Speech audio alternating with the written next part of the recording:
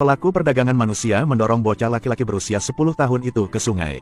Dia melihat anak laki-laki yang tidak bisa berenang. Sangat menyenangkan untuk tertawa terbahak-bahak. Anak laki-laki itu meneguk air beberapa teguk. Dua lengan terentang terhuyung-huyung. Anak laki-laki itu ingin mencari ibunya tetapi telah dijual selama 6 tahun. Anak laki-laki itu tidak mengingat wajah ibunya dengan jelas. Pedagang itu menertawakan bocah itu karena idiot. Bahkan meludahinya. Sekarang seorang paman yang bekerja dengannya tidak bisa menangani situasi ini lagi. Segera memberikan jaring untuk dipeluk bocah itu. Anak laki-laki menyeka air dari wajahnya. Perlahan menempel di sisi perahu. Paman itu mencoba menarik tangan bocah itu ke atas. Anak laki-laki itu semuanya basah tetapi hanya bertahan dalam diam.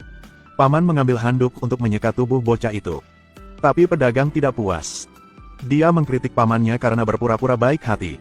Hanya bisa mengelus punggung bocah itu, tidak pernah berhenti menghiburnya. Anak laki-laki ini bangun pagi untuk pergi bekerja setiap hari. Siksaan seperti itu terlalu akrab baginya. Polisi datang untuk mencari anak itu hari ini.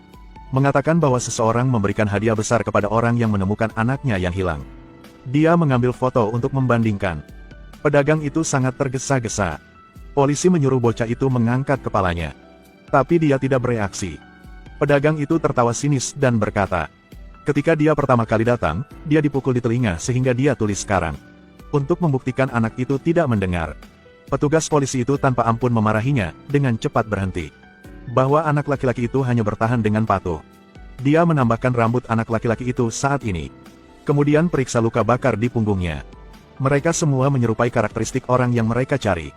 Polisi sangat yakin bahwa bocah itu adalah anak yang hilang. Anak laki-laki itu tidak berani berkata. Karena pedagang manusia memperingatkannya. Jika dia mengatakan lebih dari satu kalimat, dia akan memukulnya sampai mati. Sambil makan, polisi meminta untuk tanya orang-orang. Kenapa bocah itu ada di sini? Sebaliknya, mereka bersembunyi satu sama lain, tidak ada yang mengatakan apapun. Pada saat ini Sheriff tiba-tiba menyela. Katakan padanya untuk tidak berbicara terlalu banyak. Belum sempat menunggu dia membalas. Satu janda mengambil anak laki-laki yang sedang makan nasi. Polisi tidak keberatan. Dia menemukan bocah itu di kamar terpencil. Anak laki-laki itu meringkuk di sudut yang kotor. Hanya ada selimut tipis di kamar. Polisi mengeluarkan pemberitahuan orang hilang untuk diperiksa. Sheriff memotongnya lagi. Dia masih tidak tahu bahwa Sheriff telah disuap oleh penduduk desa di sini. Dia melemparkan pemberitahuan orang hilang ke tangan polisi. Kemudian memberinya sebuah amplop. Polisi itu sedikit ragu, tetapi masih memiliki keberanian untuk membukanya. Lihat jumlah di dalam amplop. Dia memikirkan istrinya di rumah yang tidak punya uang untuk membeli susu. Jadi dia menutup pintu kehidupan anak laki-laki itu. Bocah itu melihat pemberitahuan pencarian orang hilang di tanah itu. Anak laki-laki itu ingin menemukan ibunya, tetapi dia tidak dapat melarikan diri dari tempat jahat ini. Beberapa hari kemudian, pemburu datang untuk meminjam bantuan dari tempat pemancingan. Anak laki-laki mengatur ulang alat tangkap. Ia mendengar bahwa ia dapat meninggalkan tempat ini dan pergi ke pegunungan untuk berburu. Tapi tanpa diduga pedagang itu juga mengikuti. Anak laki-laki yang membawa lebih dari 5 kg rusa yang diburu di pundaknya. Mengatasi gunung dan bukit, menahan panas yang menyengat. Bibir bocah itu pucat, dia tidak bisa bergerak sedikit pun. Untungnya, pamannya datang untuk membantunya berdiri. Menghapus keringat dan darah dari wajahnya. Bocah itu benar-benar kelelahan. Toh anak laki-laki berusia 10 tahun itu harus melakukan pekerjaan orang dewasa. Sang paman membelai wajah anak laki-laki itu. Menemukan anak laki-laki itu terkena sengatan matahari. Tetapi pedagang tidak terlalu peduli tentang ini. Bocah yang kesulitan bernapas itu tidak bisa lagi melarikan diri. Tapi anak itu tidak tahu itu. Saat ini, ibu anak laki-laki tersebut menerima pesan rahasia dari polisi yang baik hati. Dia bergegas ke tempat pemancingan untuk menemukan bocah itu. Sang ibu menerima pesan rahasia. Mengatakan bahwa anaknya dijual ke tempat penangkapan ikan. Dia bergegas. Tapi tidak akrab dengan tempat ini. Sampai ia bertanya apakah bocah itu ada di sini. Penduduk desa di tempat pemancingan tidak mengenal siapapun. Sang ibu memberi setiap orang pemberitahuan pencarian orang hilang. Mencari beberapa harapan. Tapi mereka bahkan tidak saling melirik. Bahkan melemparkan selebaran ke dalam air. Melihat pemberitahuan dengan air di atasnya. Dalam hatinya ada keputusasaan. Sang suami meninggal dalam kecelakaan saat mencari anaknya. Ia pikir ia bisa menemukanmu kali ini. Tapi sepertinya ia ditipu. Kali ini dia menemukan sebuah rumah terpencil. Dipisahkan oleh jaring dari daerah penangkapan ikan. Dia merasa agak aneh jadi dia pergi untuk melihat. Tapi tiba-tiba seorang pria gemuk muncul. Dia sengaja menatapnya. Kemudian penduduk desa juga datang untuk mengusirnya. Mereka mengatakan tempat ini adalah area pribadi. Dia merasa lebih aneh. Tapi dia tidak tahu itu. Anaknya terkunci di sana. Di malam hari dia memberikan pemberitahuan penggeledahan kepada kepala polisi. Dia ingin memintanya untuk membantunya menemukan putranya. Tetapi Sheriff segera disuap oleh penduduk desa. Jadi langsung bilang belum pernah ketemu. Dia tidak keberatan, di malam hari saat semua orang tertidur lelap. Dia menyelinap ke area pribadi itu. Dia menemukan informasi pencarian putra yang hilang di kamarnya.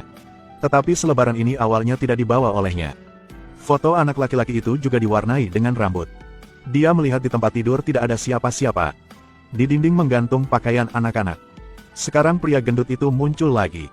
Dia mengkritiknya karena menyerang area pribadinya. Sheriff juga muncul di latar belakang.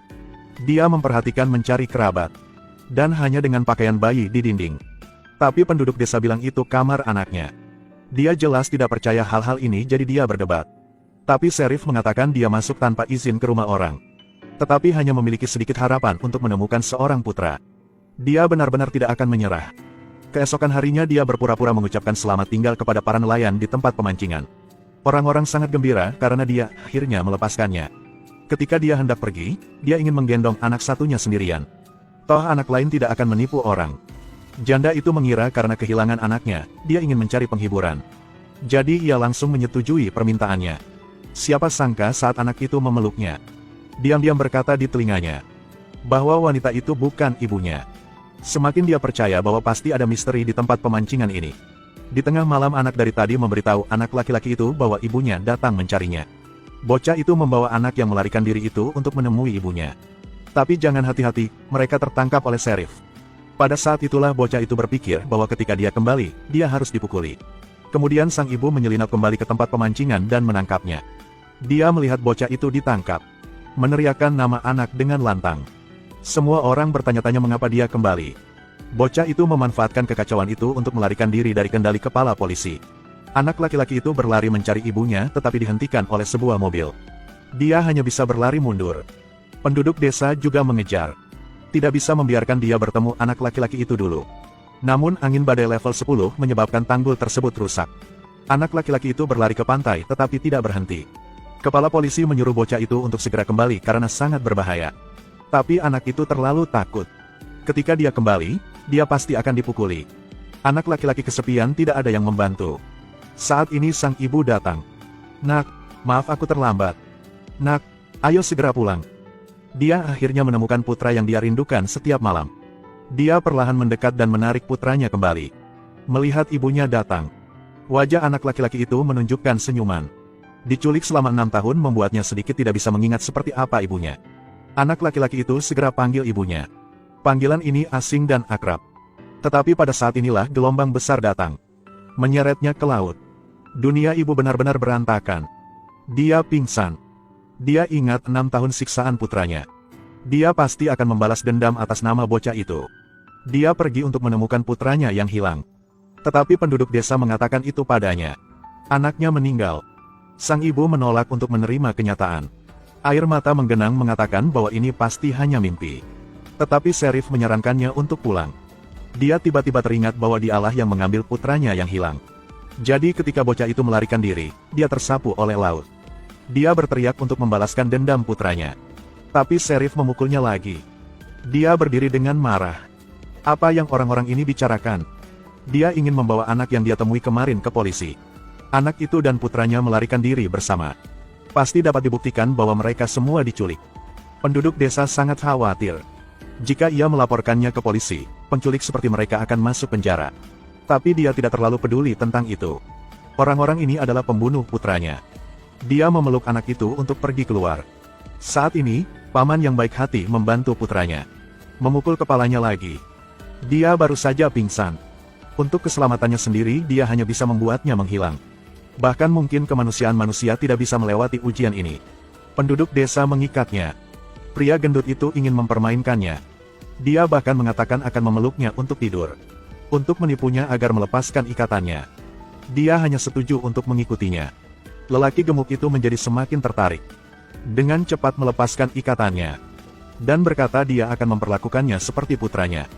Dia mendengar siksaan yang dialami anaknya. Seperti ada pisau di hati. Dia mengambil asam sulfat yang dia siapkan sebelumnya. Menyuntikkan satu tembakan ke leher panah gemuk itu. Pria gendut itu hendak berdiri. Tetapi dia tersandung dan jatuh ke air K1 berteriak minta tolong. Dia melihat gambar seorang anak laki-laki menggambar di tanah. Membayangkan keputusasaan batinku saat dikurung di sini. Dia tidak bisa tidak ingin membunuh semua orang ini. Dia masuk ke rumah Sheriff. Ketika dia tidak memperhatikan, dia membuat sayatan di wajahnya. Tapi Sheriff mana yang mudah dihadapi. Dia langsung melemparkannya ke dinding. Lalu menendang perutnya dengan kakinya. Dia meringkuk tubuhnya untuk mengurangi cedera. Tapi Sheriff menjambak rambutnya, mengutuk, dan menamparnya. Dia memegang pisau di tangannya, menusuk perutnya. Dia berteriak. Dia tidak sengaja menikam perutnya lebih dalam. Ia melawan dan melakukan serangan balik. Dia jatuh ke tanah hampir kehilangan kekuatannya. Dia mengambil senjatanya dan bersiap untuk bertarung dengan cepat dan menang dengan cepat. Tapi dia dengan cepat mengambil pecahan kaca itu. Dan menikam kakinya. Sheriff berteriak dengan menyedihkan.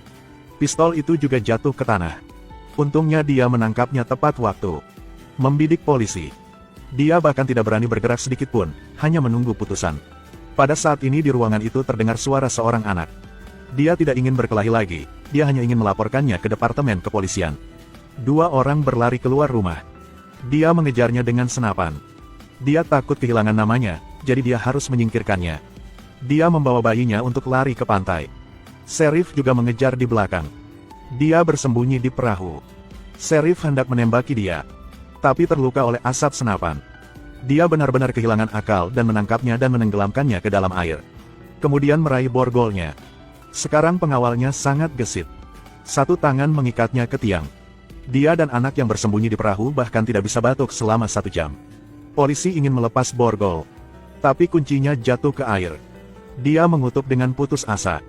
Akhirnya tenggelam di air. Dia akhirnya menghukum orang jahat. Melampiaskan kemarahan atas nama anaknya. Dia melapor ke polisi. Semua penduduk desa menerima hukuman yang pantas. Lalu dia membesarkan anak itu. 2 orang digoda oleh takdir. Hanya bisa mengandalkan satu sama lain. Tapi rasa sakit seorang ibu kehilangan anaknya. Dan tidak ada yang mengerti.